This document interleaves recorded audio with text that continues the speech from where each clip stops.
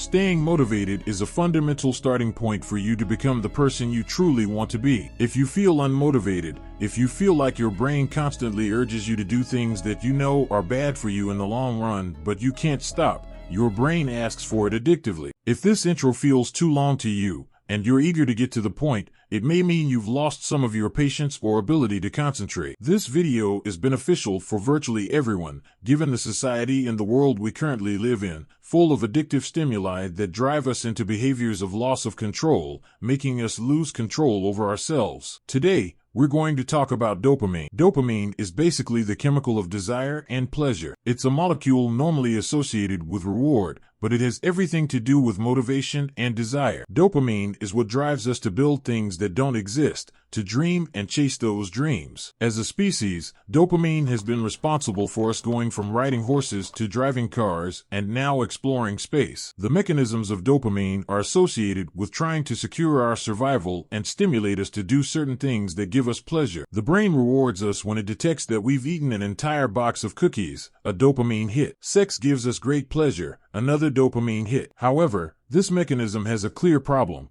The brain doesn't understand context. It functions as a binary system, almost like zeros and ones. If something is good for survival, it rewards us with pleasure. If not, it doesn't release dopamine. We'll see why this makes it a dangerous and addictive mechanism. Dopamine is closely linked to addictions, and we're not just talking about drugs. Your dependence on social media and your mobile phone is an addiction. Your love for sugar and junk food is an addiction. Your addiction to pornography is also an addiction. There are many types of addicts and many ways to be addicted. The first thing we need to understand is that dopamine isn't inherently bad. We all have baseline levels of dopamine circulating in our bodies, which determine our overall well-being, motivation, and desire to go beyond. The problem lies in dopamine as a reward, receiving rewards without doing anything in return. This sends a message to the brain that we can obtain rewards and pleasure without effort. Consequently, we become less motivated, losing the drive to do the things that truly bring long-term well-being and a sense of accomplishment. But how does dopamine work? Dopamine fluctuates constantly. Let's consider two different behaviors for an explanation. In the first example, we're talking about the dopamine levels experienced by someone seeking pleasure. This person starts with a baseline level of dopamine and suddenly experiences a dopamine hit,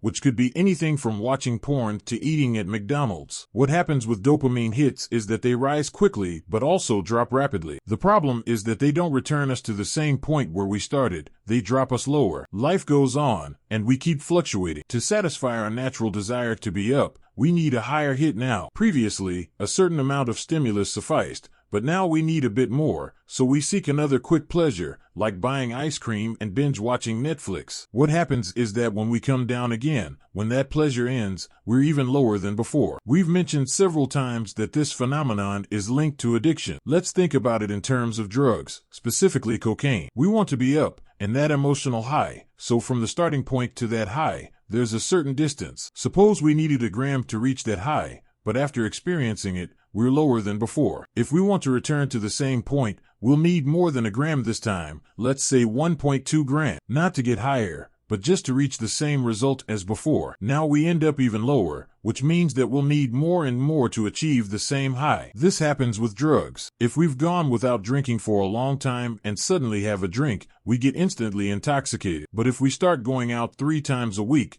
we'll need 2 or 3 drinks, and if we continue, we'll eventually become that familiar person who needs 10 drinks to reach the same point as someone who doesn't drink with just 1 drink. This is an addictive behavior. What matters here are not the peaks. They're very short-lived. Peaks disappear quickly. What matters is our baseline level. That's the key to our well-being and the quality of our lives. But here, the baseline keeps moving downward. It's a downward trend. It leads to an emptier, sadder, and less motivated life. With these practices, we'll continue to drop in our baseline dopamine levels, losing motivation and trying to find it in empty addictions that are nothing more than peaks that return us to a worse state than before. Therefore, it's entirely counterproductive. Now, let's explore a very different behavior, one that might sound a bit sadistic, but dopamine is closely linked to pain. It's a balance of pain versus reward. Earlier, we talked about someone seeking pleasure, But now let's see how it works when we forget about pleasure and focus on pain. We'll start from the same baseline as before. So, we decide to exercise, and at the moment of deciding to exercise, it's suffering, it's pain to exercise,